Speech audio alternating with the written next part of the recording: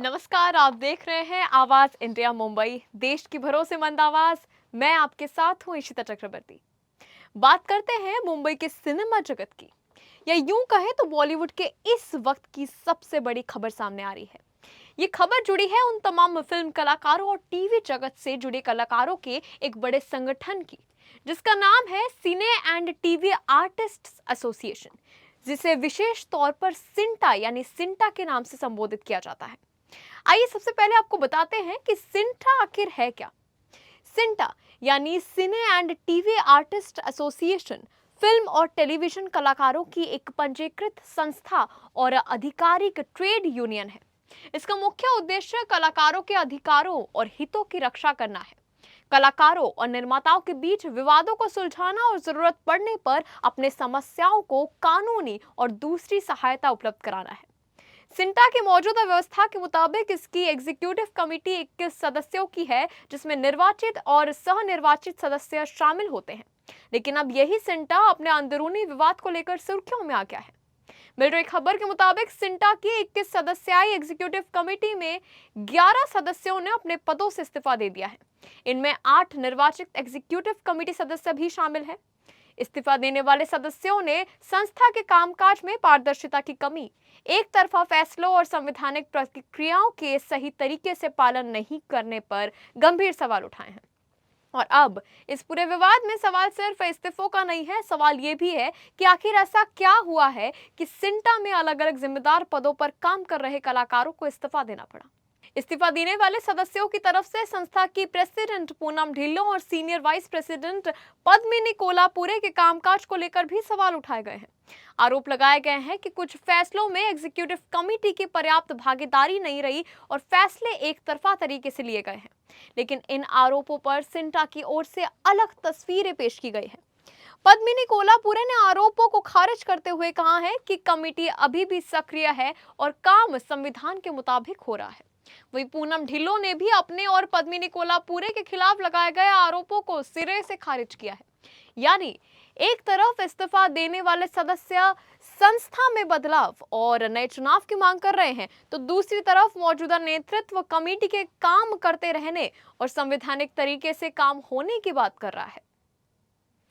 और अब आपको सीधे उन्हीं लोगों की बातें सुनाते हैं जो सिंटा में अलग अलग महत्वपूर्ण पदों पर रह चुके हैं और जिन्होंने इस पूरे विवाद के बीच अपने पद से इस्तीफा दे दिया है।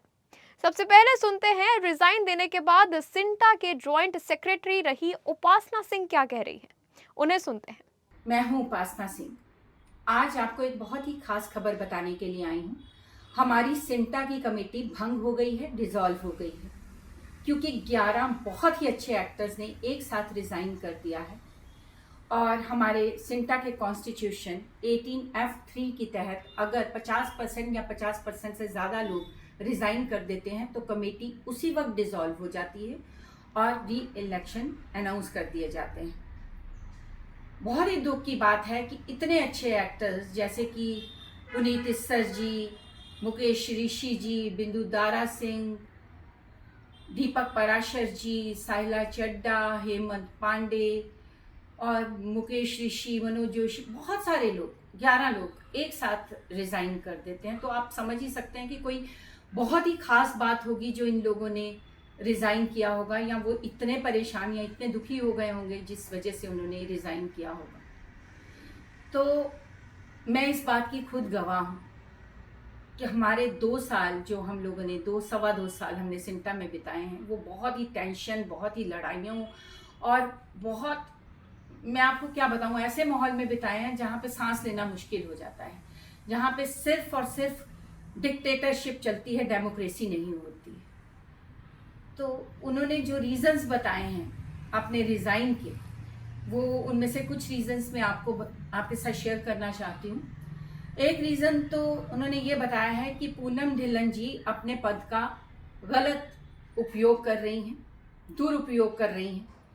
उन्होंने, जैसे कि आप जानते हैं कि कभी भी कोई संस्था होती है तो अगर उस संस्था का हमने कोई भी मेल करना हो तो संस्था की मेल आईडी से किया जाता है, लेकिन पूनम ढिल्लन जी बहुत सारी मेल्स जो इम्पॉर्टेंट हैं और दूसरे ऑफिसेज में सिंटा के एक्टरों के लिए भेजी जानी चाहिए, वो अपनी मेल आईडी से भेजती थी और वहीं उसी पे उनको मंगवाती भी थी।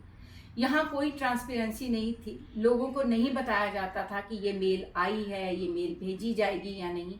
जबकि 21 मेंबर थे, लेकिन लोगों के साथ सलाह नहीं ली जाती थी। 2-3 लोग ही थे, उनके साथ 3-4, जैसे कि पद्मिनी जी या राशिद जी या सीपी ठाकुर या 1-2 और लोग, उनसे ही पूछा जाता था। बाकी जो मेंबर्स हैं उनको कई चीज़ों के बारे में पता ही नहीं होता था। यहाँ पे मीटिंग्स रखी जाती थी, ईसी मीटिंग्स जो सिंटा में होती हैं, और अगर पूनम जी या पद्मिनी जी को कोई बात उसमें से पसंद नहीं आती थी जिस पे कि दूसरे सारे मेंबर्स एग्री करते थे, उसके बाद वो एक स्पेशल ईसी मीटिंग बुलाती थी और उसमें जो चीज़ ईसी मीटिंग में पास हो गई हो उसके बारे में बात की जाती थी और अपने कुछ लोगों को बुलाकर अपनी पसंद के हिसाब से उसे पास करवा लिया जाता था। बहुत सारे लोगों के शो कॉज नोटिस भी उसमें पास किए गए और मैंने आज तक कभी किसी शो कॉज नोटिस पे साइन नहीं किया है, जिसके लिए मुझे बहुत टॉर्चर किया गया। मुझे पता नहीं कितना कुछ सुनना पड़ा है, मतलब मैं अभी इस वीडियो में उसको एक्सप्लेन नहीं करना चाहती, कभी टाइम मिलेगा तो आपको बताऊंगी। और सिर्फ मैंने ही नहीं, दीपक पराशर जी वहाँ रो के निकले हैं, साइला चड्ढा वहाँ से रो के निकली है, और एक एक्टर नहीं, इतनी ज़्यादा तकलीफ हमारे सब एक्टरों को दी गई है कि किसी तरह से ये लोग ना आए और हम लोग जो चाहें वो ही पास करवा लें। जो भी उनका यस मैन नहीं है उसको निकाल दिया जाता था।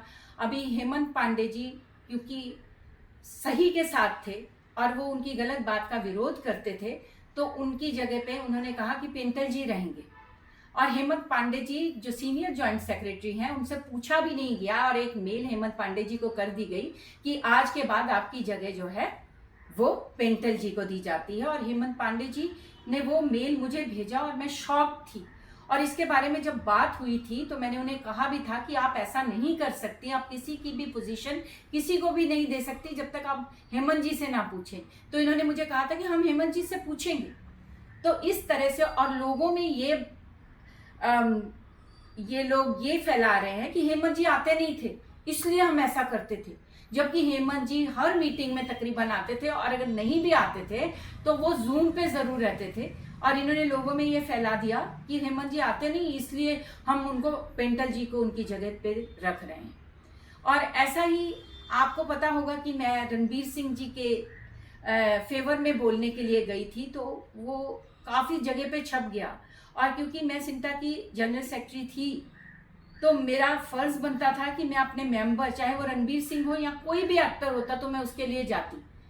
और मैं फेडरेशन के जनरल काउंसिल की मेंबर भी हूँ, तो उनकी हर मीटिंग में अटेंड करती थी। तो मैंने ये विरोध किया था कि रणबीर सिंह के लिए जो आपने बोला है कि मैंने फेडरेशन को कहा कि आपने जो भी बोला है मैं उसके विरोध में हूँ। आप रणबीर सिंह जी के लिए ऐसा नहीं बोल सकते हैं कि उनको नॉन कोऑपरेशन का जो आप लोगों ने एजेंडा चलाया। तो उन्होंने मेरी बात को मानते हुए, मैंने बहुत कॉल्स किए, तो उन्होंने कहा एक दिन कि आप आइए, आप एक हम प्रेस कॉन्फ्रेंस कर रहे हैं, आपके लिए खुशखबरी है।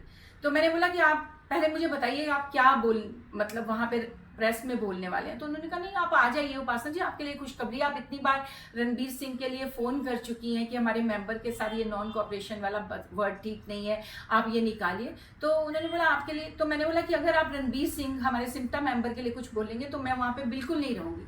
और उन्होंने उस दिन मुझे वहाँ बताया, मैं आज जनरल काउंसिल की मेंबर वहाँ पे गई और उन्होंने मुझे बताया कि रणबीर सिंह पे जो भी हम लोगों ने लगाया था ये पाबंदी, उसे हम हटा रहे हैं। और मैंने सारे मीडिया के सामने कहा कि मैं फेडरेशन को बहुत बार फ़ोन किए थे और उन्होंने भी कहा कि उपासना ने हमें बहुत बार फ़ोन किए, तो इसलिए हम लोगों ने ये हटाया। और भी लोगों के हमें कॉल्स आए और इसके लिए मुझे एक बहुत बड़ी लेटर दी गई पूनम जी की तरफ से कि आप कैसे चली गई और रणबीर सिंह के फेवर में कैसे बोल दिया। और इसके लिए उन्होंने मेरे लिए न्यूज़पेपर्स में भी मेरे खिलाफ बोला, अलग अलग बातें की। क्या रणबीर सिंह के लिए बोलना कुछ गलत था? वो वहाँ पे जो पूनम जी चाहें बस, और यहाँ कुछ उनके लोग पद्मिनी जी चाहें, सिर्फ वो हो रहा है सिंटा में बहुत टाइम से। और हम लोगों को अगर हम कुछ बोलते हैं तो उसकी कोई वैल्यू वो लोग नहीं देते। तो ये क्या डेमोक्रेसी है? ये तो मतलब अब मैं क्या बोलूँ इसके लिए। और बहुत से सिंटा मेंबर्स को, एक सिंटा मेंबर ने एजीएम में आके, लड़की ने बोला कि मुझे माइक दे दीजिए, मैं सिंटा के मेंबर्स के बारे में कुछ बात करना चाहती हूँ। जब से हम एजीएम रख रहे हैं सिंटा का, हम जीरो आर ही नहीं करते, हम किसको बोलने का मौका ही नहीं देते कि कोई भी एक्टर जो है अपनी तकलीफ रख सके। और एजीएम सिंटा मेंबर्स की बात सुनने के लिए होता है। साल में एक बार एजीएम होता है। ये बात मैंने बार बार कही है कि सिंटा मेंबर्स का सिंटा घर है। उन्हें तकलीफ देना, उनके लिए शो कॉज नोटिस भेजना या उनको सस्पेंड करने के लिए नहीं है। हम लोग इसलिए आए हैं कि हम अपने सिंटा मेंबर्स की भलाई कर सके। वो 4 मुद्दे, टाइमली पेमेंट, उनको जो कन्वेंस नहीं मिलती है या उनकी पेमेंट मतलब हम लोगों को कितने महीनों बाद मिलती है, वर्किंग आवर्स हमारे, उसके बारे में क्यों नहीं बात होती। लेकिन हमारी सिंटा मीटिंग्स में 7-7 घंटे मीटिंग चलती है। लोग गवाह हैं जो बाहर से सुनते हैं। 6 घंटे उसमें लड़ाई होती। तो मतलब हम इतने ज़्यादा टॉर्चर में हैं, सब लोग इतना टॉर्चर सह रहे हैं कब से, और कोई कुछ नहीं बोला। आपने देखा होगा कि मीडिया में या किसी में सिर्फ 2 फोटो आती हैं, वो एक पूनम जी की होती है, एक पद्मिनी जी की होती है। अगर कोई किसी मीटिंग में गया, कहीं मंत्रालय में गया, किसी जगह पे जाके रिक्वेस्ट करने गया या कोड्स के लिए गया, तो उसकी फोटो ही निकाल दी जाती है। सिंटा मीडिया में आप सिर्फ 2 ही फोटोग्राफ ज्यादा करके देखेंगे, क्योंकि ये लोग मुझे लगता है सिर्फ अपनी पब्लिसिटी के लिए यहाँ आए हैं। हेमा मालिनी का शो जब भी था तो इन्होंने कहा कि 5 लाख रुपए आ रहे हैं, तो हम एक प्रेस कॉन्फ्रेंस, उन्होंने कहा है कि रखने के लिए, तो हम प्रेस कॉन्फ्रेंस रखेंगे। सिंटा के जो ईसी मेंबर्स थे उनको 3:30 बजे का टाइम दिया गया और खुद 12:30 बजे मीटिंग स्टार्ट हो चुकी थी। तो उनको बताया ही नहीं गया ताकि सिर्फ पूनम और पद्मिनी जी की इंटरव्यूज हो। सिंटा मीडिया को भी सिर्फ इसलिए यूज किया जाता है, जो ये बता देती है बस वही फोटो रखी जाएगी, बाकी कुछ भी नहीं कहा जाएगा, कुछ भी नहीं उसके ऊपर आएगा। तो ये अभी आपको मैं बता दूं, मैं जब ये कमेटी भंग हो गई 7 तारीख को, उसके बाद आप जानते हैं कि कोई भी काम नहीं किया जा सकता। फिर भी इन्होंने कल ईसी मीटिंग बुलाई। मैंने इनको कहा भी कि अब हम किसी भी पदवी पे नहीं हैं।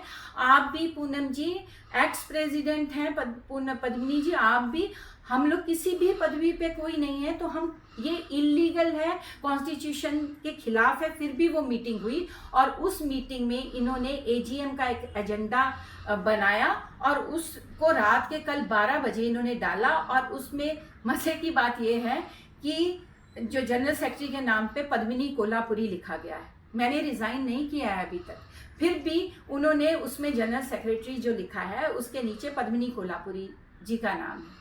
तो मुझे कोई हैरानी नहीं हुई है कि ये इन्होंने क्या किया है या क्या नहीं। लेकिन मैं आप सबसे ये रिक्वेस्ट करना चाहती हूँ कि हमारे सिंटा में 18 करोड़ रुपए हैं और मैं नहीं चाहती कि वो पैसे का कहीं भी दुरुपयोग हो।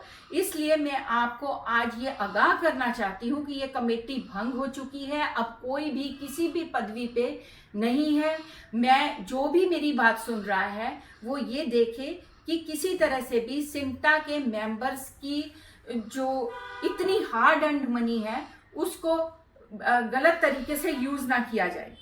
कहना चाहूंगी कि ये डेमोक्रेसी है, हमारे देश में डेमोक्रेसी है, हमारे कहा जाता है कि हमारी सिंटा में भी डेमोक्रेसी है, लेकिन वहाँ इस टाइम बिल्कुल भी डिक्टेटरशिप चल रही है। इसीलिए इन मेंबर्स ने रिजाइन किया है। कमेटी भंग हो चुकी है। अब कोई भी किसी भी पद पे नहीं है और सिंटा के मेंबर्स के हक को, उनके पैसे को बिल्कुल सेफ रखा जाए और उसके लिए कोई डिसीजन ना लिया जाए, कोई भी पैसा जो है बैंक से ना निकल पाए।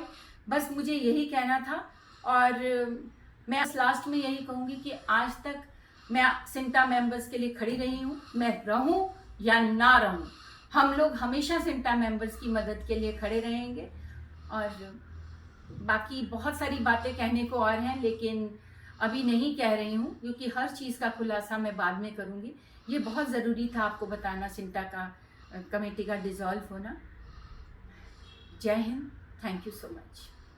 इसके बाद सुनते हैं सिंटा के ट्रेजरर रहे अभिनेता दीपक पराशर की। उनकी नाराजगी की वजह क्या रही, उन्हें भी सुनते हैं। मैं दीपक पराशर, एक्स सिंटा ट्रेजरर। अभी 7 तारीख को मेजॉरिटी से 10, 11, 12 लोगों ने इस्तीफा दिया है उपासना सिंह को छोड़कर। ये बहुत ही दुख भरी सूचना है जो मैं आपको दे रहा हूँ। रीज़न तो सिर्फ इतना ही है कि अब तक जो भी कुछ हो रहा है वो एक तरफा हो रहा है। कुछ चुने 3-4 लोगों ने हर तरह से अपने हिसाब से कमेटी को चलाने की कोशिश की है, जो कि सही नहीं है, क्योंकि हम 21 मेंबर्स हैं और ईसी की कमेटी के काफ़ी नामदार लोग हैं जिन्हें आप सब ने चुनकर लाया है। तो ये कमेटी सिर्फ 2-4 लोगों की नहीं है, ये 21 लोगों की है। दर्द तो इस बात का होता है कि हम सब यहाँ पे अपने एक्टर्स के लिए, नीडी एक्टर्स के लिए काम करने आए हैं। अब जो आपके 3 मुद्दे हैं, MOU है, SOP है और एक चीफ मिनिस्टर का रिलीफ फंड का एक हमने आयोजन करना था, वो भी बहुत ज़रूरी है।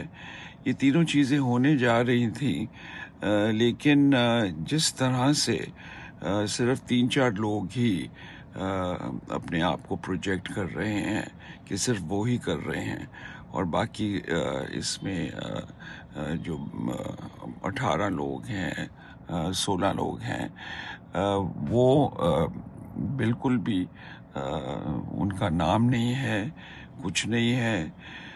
तो ऐसा नहीं होना चाहिए, क्योंकि जो भी कर रहे हैं अच्छा कर रहे हैं, ज़रूर करें, लेकिन उसमें हमारे भी हिस्सेदारी होनी चाहिए, क्योंकि हम हर जगह इन सब के साथ में गए हैं और हमने भी पूरी कोशिश की है as a team.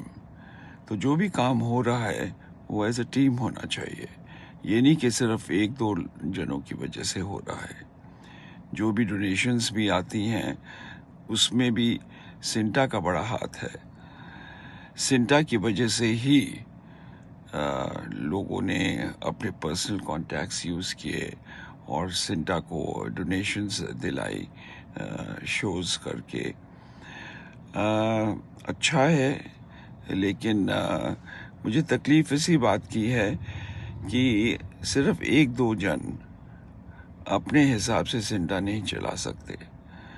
CINTAA 21 EC members की है और सभी ने, सारे के 21 लोगों ने अपना योगदान दिया है।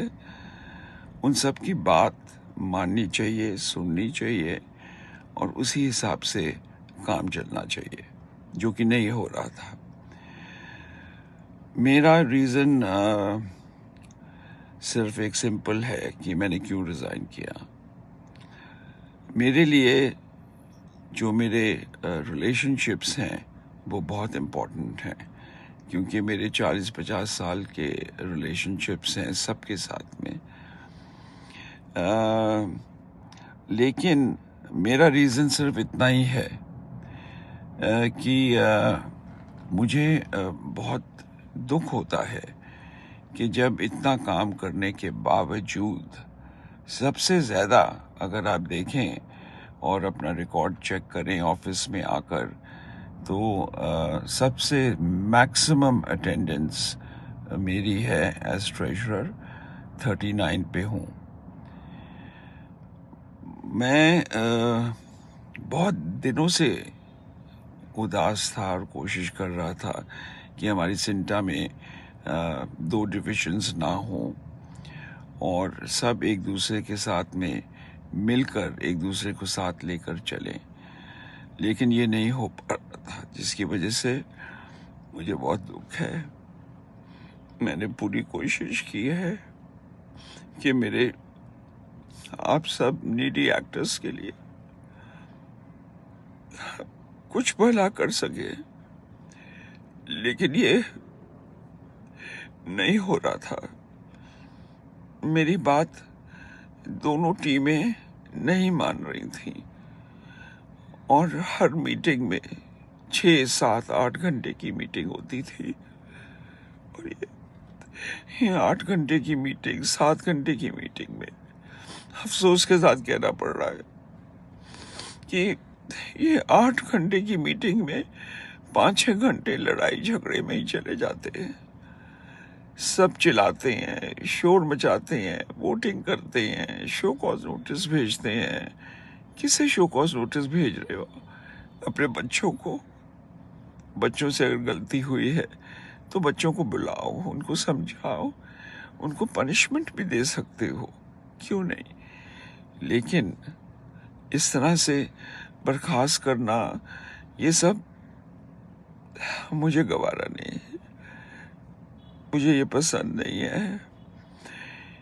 मैंने पूरी कोशिश की कि सिंटा और कॉट के बीच भी एक समझौता हो और दोनों अपने अपने कॉन्स्टिट्यूशंस को लेकर ज़रूर उसी तरह से काम करें। लेकिन सिंटा कॉट को तो छोड़ो, क्योंकि एमओयू तो सिंटा कॉट में होना ही है और वो ज़रूर होके रहेगा। और कुछ ही दिनों की बात है, नई कमेटी आएगी और अधूरा काम वो कंप्लीट करेगी। उसमें पुराने जो लोग हैं वो भी शामिल होंगे, एंड व्हाई नॉट, उन्होंने भी काम किया है। लेकिन ये झगड़े, ये अगर सिड्डा के बीच में ही हो रहे हैं तो हम कोर्ट से क्या बात करें? सिंटा में सब लोगों को एक साथ जुड़ना है, एक साथ मिलके काम करना है। यहाँ पे आपने देखा होगा, मेरा कहीं भी मैंने कुछ ऐसा नहीं कहा कि मैंने ये किया, मैंने ये किया। नहीं, मैंने जो भी किया अपने बच्चों के लिए किया, आप सबके लिए किया। और बहुत कोशिश की कि सिंटा का 1 रुपया भी, जो मेरे बच्चों ने बड़ी मुश्किल से 1200 रुपए दिए, कैसे दिए होंगे मुझे मालूम है। इसलिए मैं अपने घर से खुद 10-10, 15-15 लोगों का खाना हफ्ते में 2-3 बार खुद बनाकर लेकर जाता था, ताकि आप सब मेंबर्स का 1 रुपया भी खर्च ना हो। क्योंकि आपने किस मजबूरी में वो 1200 रुपये भरे होंगे। ये मुझे बहुत इस चीज़ का, मैं क्या बोलूं, बस इसी वजह से मैंने रिजाइन किया है। अब अगली कमेटी जो भी बनती है, कुछ पुराने लोग होंगे, कुछ नए लोग होंगे, उनसे भी मेरी यही दरख्वास्त है कि please come on one page, एक साथ मिलकर आप ये तीनों जो मेन इश्यूज हैं, एमओयू, एसओपी और ये चीफ मिनिस्टर रिलीफ फंड, जो बहुत ही अच्छा एक मौका मिला है, उसका हम लोग सही तरीके से कार्यक्रम करें। अब मैं आगे क्या बोलूं? मैं एक बहुत इमोशनल आदमी हूँ। मैं इतना अमीर नहीं हूँ, मोटर, गाड़ियाँ, बंगले नहीं है मेरे पास, क्योंकि मैंने हमेशा सच का साथ दिया है। मैंने बहुत से प्रोड्यूसर्स, मैंने कम से कम 50 फिल्में की हैं with the top most leading ladies, जो अमिताभ बच्चन जी की हीरोइंस रह चुकी हैं, उनके साथ मैंने एज ए हीरो काम किया है। मैं वहाँ पे भी, आप यकीन मानिए, बहुत से प्रोड्यूसर्स ने मुझे पैसे देने हैं। और अब सुनिए मशहूर अभिनेता हेमंत पांडे को, जो सिंटा में सीनियर जॉइंट सेक्रेटरी के पद पर हैं। उन्होंने इस्तीफा देने की वजह बताते हुए कमेटी में कामकाज कर कई सवाल उठाए हैं। ये वीडियो मैं आज अपने सिंटा की ओर से बना रहा हूँ। मैं सिंटा में अभी तक सीनियर जॉइंट सेक्रेटरी था, लेकिन अभी हम लोगों ने रिज़ाइन दे दिया, 11 लोगों ने लगभग, उसमें मैं भी हूँ। तो आज से अब मैं सिंटा में सीनियर जॉइंट सेक्रेटरी की पोस्ट में नहीं हूँ, क्योंकि उसमें कई चीज़ें ऐसी हो रही थी जो एक मंच पर या एक तरह के प्लेटफॉर्म से बातें नहीं हो रही थी। एक ही लड़ाई CINTAA court, CINTAA court, CINTAA court, जो मेरे लिए बहुत असहनीय था। और दूसरा एक बात मुझे और बुरा लगा कि मुझसे पूछे बगैर ही मेरी जगह पे दूसरे कलाकार को ये पोस्ट दे दी। ये भी एक कारण है, और भी बहुत सारे कारण हैं। लेकिन मैं चाहता हूँ कि हम तो आएंगे जाएंगे, लेकिन आने वाले लोग अच्छे लोग हों, जो न्यायप्रिय लोग हों, संस्था के लिए सोच पाएँ, अच्छा सोच पाएँ। क्यों?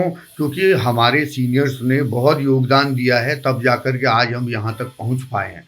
हमारा सिंटा बना है, हमारा कोर्ट बना है, तो उनकी धरोहर को हम सच्चाई और ईमानदारी के साथ भी आगे बढ़ाएं और अच्छे लोगों को लाएं। और चूंकि अब ये कमेटी भंग हो गई है, तो दोबारा से चुनाव इसके जल्दी से जल्दी कराए जाएं। आप सबका बहुत बहुत धन्यवाद। तो आपने सुना कि इस्तीफा देने वाले पद अधिकारियों की अपनी अपनी शिकायतें क्या है।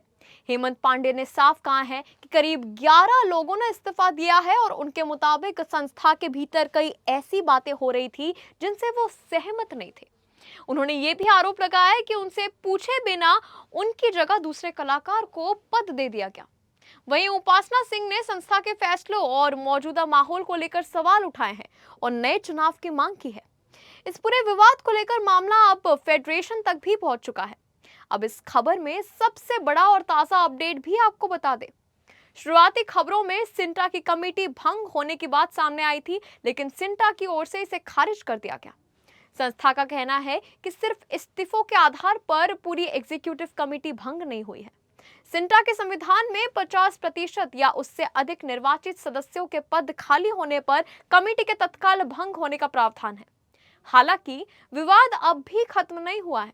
ताजा रिपोर्ट्स के मुताबिक फाइस यानी FWICE की ओर से सिंटा के नए चुनाव की तारीख 12 सितंबर 2026 घोषित किए जाने की जानकारी सामने आई है।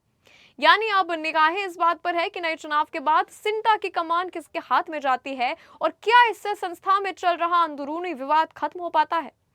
आखिर में हम आपको सिंटा से जुड़े उन सभी कलाकारों और पद अधिकारियों के इस्तीफे की कॉपी आपको बता रहे हैं जो सिर्फ और सिर्फ आवाज इंडिया न्यूज चैनल के पास है, जिनमें बाकायदा जितने भी इस्तीफा देने वाले कलाकारों का हमने नाम लिया है, उन सभी के इस्तीफे के इस पत्र पर उनके किए गए सिग्नेचर साफ दिखाई दे रहे हैं। खासकर उन कलाकारों में हेमंत पांडे, मुकेश ऋषि, साहिला चड्डा, हेतल परमार, मुनीति सर, विंदु दारा सिंह, विकास वर्मा और दीपक पराशर समेत कई जाने माने कलाकारों के नाम के आगे उनके सिग्नेचर यहां पर आप देख सकते हैं। बहरहाल फिल्म और टीवी कलाकारों से जुड़ी इस बड़ी संस्था सिंटा के अंदर चल रहे इस घमासान पर हमारी नजर बनी हुई है। आगे इस मामले में जो भी बड़ा अपडेट सामने आता है उसे हम आप तक जरूर पहुंचाएंगे।